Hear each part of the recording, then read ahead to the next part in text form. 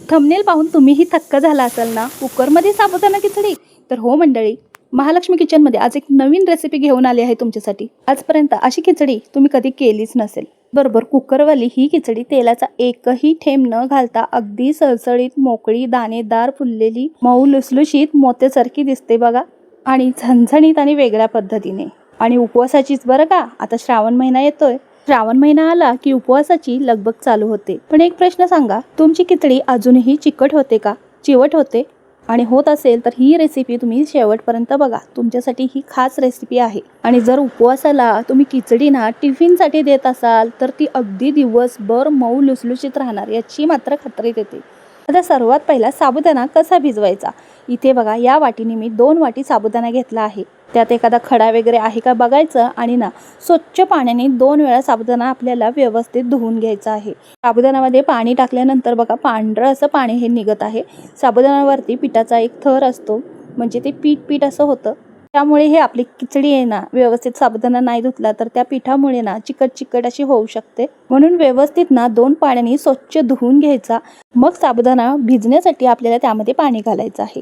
आता याच्यावर ना हा साबुदाणा बुडवून 1 इंच वर पाणी येईल एवढं घातलेलं आहे मी. अगदी 5 ते 6 तासामध्ये साबुदाणा व्यवस्थित भिजतो, पण मी रात्रभर असा भिजवून घेतला आहे. साबुदाणा व्यवस्थित मऊ लुसलुशीत असा भिजला ना की साबुदाणा खिचडी ही आपली छान होते. हे आपण नेहमीच साबुदाणा खिचडी करतो ना, तशी ही या पद्धतीने भिजवलेली साबुदाण्याची खिचडी छानच होते. पण त्याच्यापेक्षाही भारी आज मी तुम्हाला कुकरची जी ट्रिक दाखवणार आहे ना, त्या पद्धतीने तुम्ही जर बनवलात ना, वारंवार त्याच पद्धतीने उपवासासाठी खिचडी बनवाल याची गॅरंटी देते. विश्वास बसणार नाही. तुम्ही याआधी ना उपवासाच्या आधी एक ट्रायल म्हणून थोडीशी साबुदाणा भिजवून ना ही खिचडी एकदा बनवून पहा, तुम्हाला रिझल्ट भेटेलच. आणि पूर्ण व्यवस्थित ही रेसिपी समजण्यासाठी ना तुम्ही हा व्हिडिओ व्यवस्थित पहा. म्हणजे ही रेसिपी आहे ना ती व्यवस्थित लक्ष देऊन पहा, म्हणजे तुम्हाला ती समजेल. भिजवलेल्या साबुदाण्यापैकी यातला अर्धा साबुदाणा मी घेतलेला आहे खिचडीसाठी.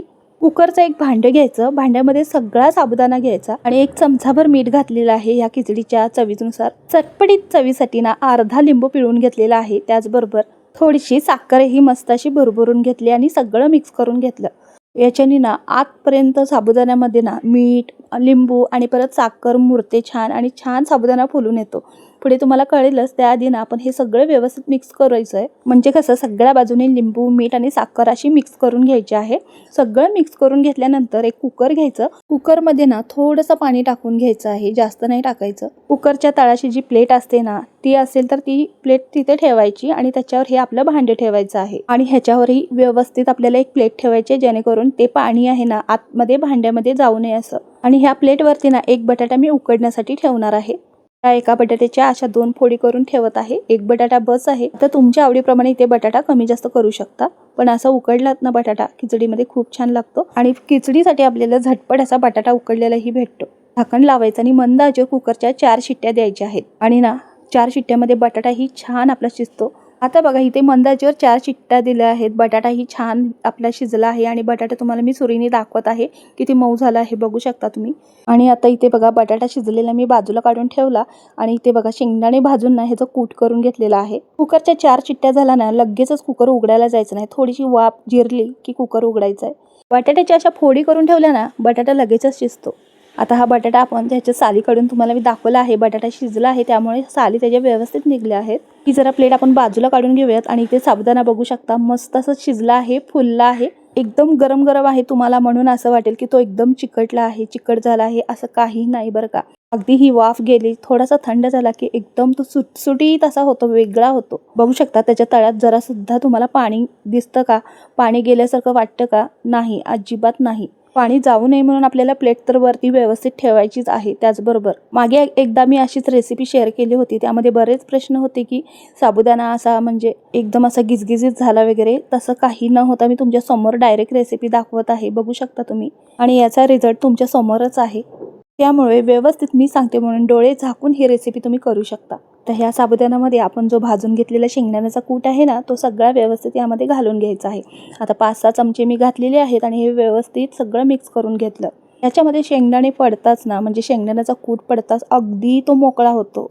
एकदम असा मोत्यासारखा फुललेला दिसतो बघा. आणि पाहता क्षणी ना अशी खावीशी वाटते खिचडी. तुम्हाला आवडते का खिचडी साबुदाण्याची? उपवास असो किंवा नसो, नाश्त्यासाठी आठवड्यातून एकदा तरी ही साबुदाणा खिचडी मी बनवतेच. माझ्या घरी तर सर्वांना खूप खूप आवडते. त्याचबरोबर अशा पद्धतीने केलेली खिचडी असेल तर मग ती झटपट होणारी आहे आणि त्याचबरोबर पचायलाही हलकी, एकदम अशी हलकी होते बघा. जरासुद्धा चिकट नाही. चिकट खिचडी झाली, अशी चिवट झाली की ती पचायलाही आपल्याला खूप म्हणजे खूप जड जाते आणि मग त्यामुळेही त्रास होतो. तुम्ही पाहू शकता एक आणि एक दाण्याचा वेगळा झाला आहे. टपोरे टपोरे अशी फुललेली मोत्यासारखी दिसत आहेत. आणि अशी खिचडी तुम्ही या पद्धतीने बनवाल ना तर अजिबात त्रास होणार नाही. तसेही तुम्ही उपवास असेल, डाईट करत असाल आणि तेलाचा किंवा तुपाचा तुम्हाला काहीच वापर करायचा नसेल तर तुम्ही ही अशीच खाऊ शकता. फक्त ना ज्यावेळी आपण ना शेंगदाण्याचा कूट घातला ना त्यावेळेला शेंगदाण्याच्या कुटासोबत एखादी मिरची बारीक अशी करून टाकायची आहे त्यामध्ये आणि दही घालायचं. आणि तुम्हाला दाखवल्याप्रमाणे दह्यासोबत ही खिचडी तुम्ही खाऊ शकता. अप्रतिम लागते. पूर्णपणे शिजलेली आहे ती. एखादा घास बनवताना नक्की ट्राय करून बघा तुम्ही. खूप छान चवीला लागते तशीही. आता काय करायचं आहे, पुढे कढई ठेवायची. कढईमध्ये 1 मोठा चमचा तूप घातलेला आहे.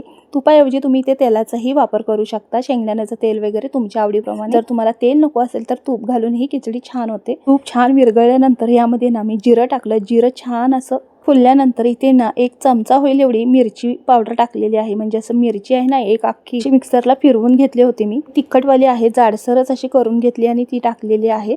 त्याचबरोबर त्यामध्ये बटाटा टाकला उकडलेला आणि तो तुपामध्ये थोडंसं मीठ चिमूटभर बटाट्याच्या चवीचं टाकून परतवून घेतला आणि तो परतल्यानंतर आपला जो तयार केलेला साबुदाणा आहे तो त्यामध्ये टाकला आणि थोडंसं अगदी बेडगी मिरची प्लेन अशी पावडर टाकलेली आहे. उपवासाला चालते. आज आपण थोड्या वेगळ्या पद्धतीने म्हणजे लाल तिखटामध्ये साबुदाणा खिचडी करत आहोत.